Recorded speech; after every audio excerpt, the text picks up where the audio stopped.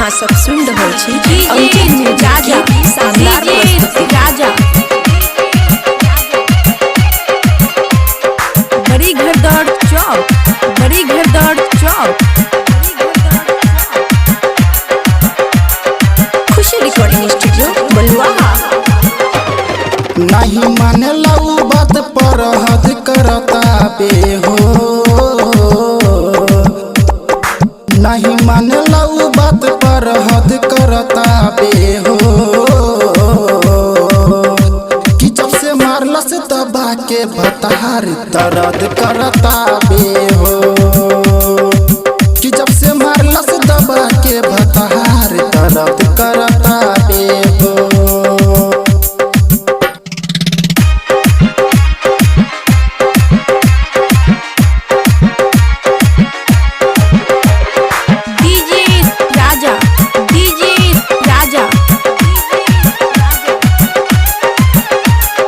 बड़ी घरदौड़ चौक, बड़ी घरदौड़ चौक।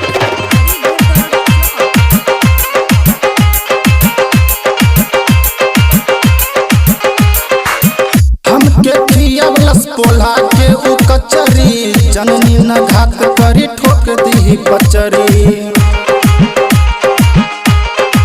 हमके खियावलस पोला के उ कचरी, जननी न घात करी ठोक दी पचरी।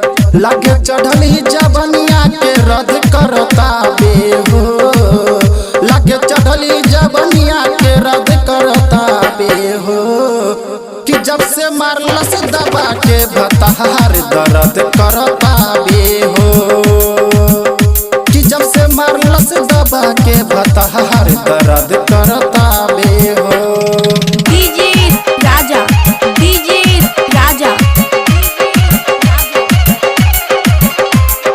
बड़ी घरदौड़ चौक, बड़ी घरदौड़ चौक।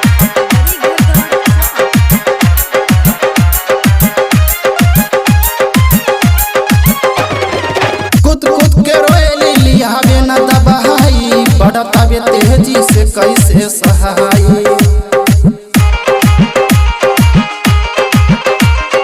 कुद कुद के रोएली लियावे न दबाई, बढ़तावे तेजी से कैसे सहाई। रुई जैसे धुनता बे गद गद करता बे हो, रुई जैसे धुनता बे गद गद करता बे हो, कि जब से मारलस दबा के भतार दर्द करता बे हो, कि जब से मारलस दबा के भतार दर्द करता बे हो।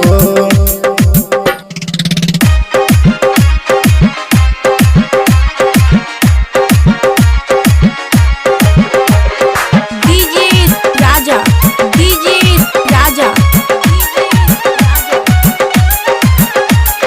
बड़ी घरदौड़ चौक, बड़ी घरदौड़ चौक।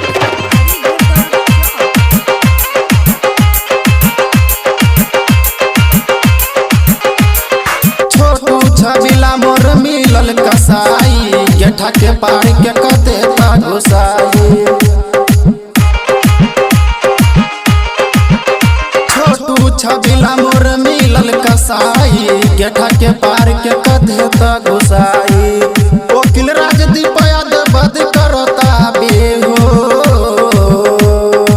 वकील राजदीप याद बद करता बे हो, कि जब से मारलस दबा के भतार दर्द करता बे हो, कि जब से मारलस दबा के भतार दर्द करता बे हो। नहीं माने लऊ बात पर हद करता बे हो, नहीं माने लऊ बात पर हद करता बे हो, कि जब से मारलस दबा के भतार दर्द करता बे हो, कि जब से मारलस दबा के भतार दर्द करता बे हो। खुशी रिकॉर्डिंग स्टूडियो बलुआ।